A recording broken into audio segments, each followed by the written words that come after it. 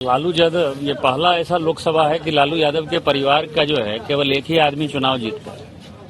वो अपनी बेटी को जब वो चुनाव नहीं जीता पाए छपरा में, तो उनके बारे में क्या बात करना। राष्ट्रीय जनता दल जो है अपना वजूद खो रहा है और मैं आपको दावा कर सकता हूं कि अगला जो विधानसभा का चुनाव होगा 2025 में राष्ट्रीय जनता दल जो है वो लीडर ऑफ द पोजीशन बन पाएगा कि नहीं बन पाएगा, एक बड़ा सवाल हो। उनकी बात को कितना सीरियसली ले सकते हैं।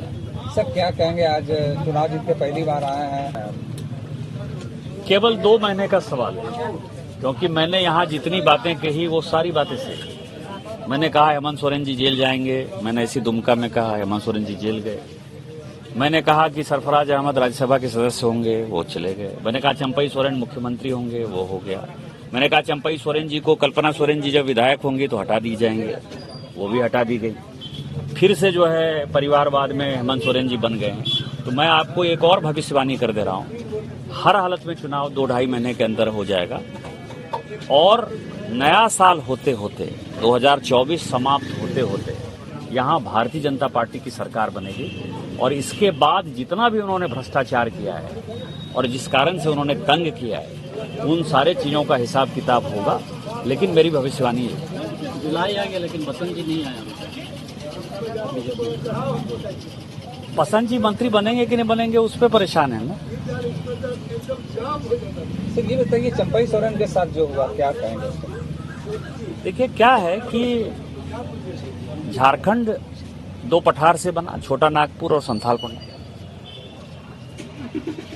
छोटा नागपुर का आदिवासी सोरेन फैमिली को लाइक नहीं करता।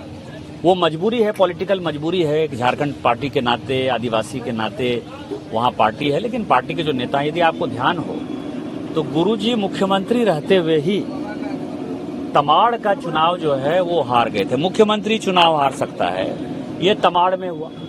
तो वो जो अर्ध में उनको छोटा नागपुर के आदिवासी के ऊपर भरोसा ही नहीं है। तो उनको ये लग रहा था कि चंपई सोरेन शायद मुझे अगले चुनाव में जो है पटक देगा या अगले चुनाव में छोटा नागपुर के इतने विधायक आ जाएंगे कि मैं विधायक दल का नेता भी नहीं बन पाऊंगा, क्योंकि सत्ता तो जानी ही है।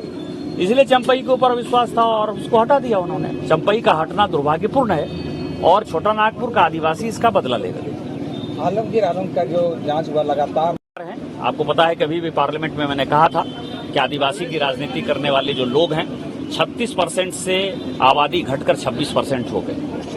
लैंड जिहाद चल रहा है, बांग्लादेशी घुसपैठिया जो आ रहा है, जो माननीय प्रधानमंत्री जी ने बार बार कहा कि वो लैंड आदिवासी से शादी करके बांग्लादेशी मुसलमान उसमें बस रहे हैं, उस पर कब्जा कर रहे हैं। इसको माननीय झारखंड उच्च न्यायालय ने, सुजीत नारायण प्रसाद की खंडपीठ ने जो है इसको संज्ञान लिया है।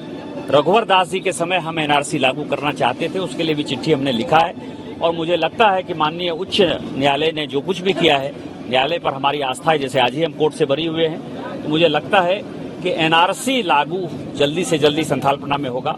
सारे बांग्लादेशी घुसपैठियों को हम खत्म करेंगे, चिन्हित करेंगे।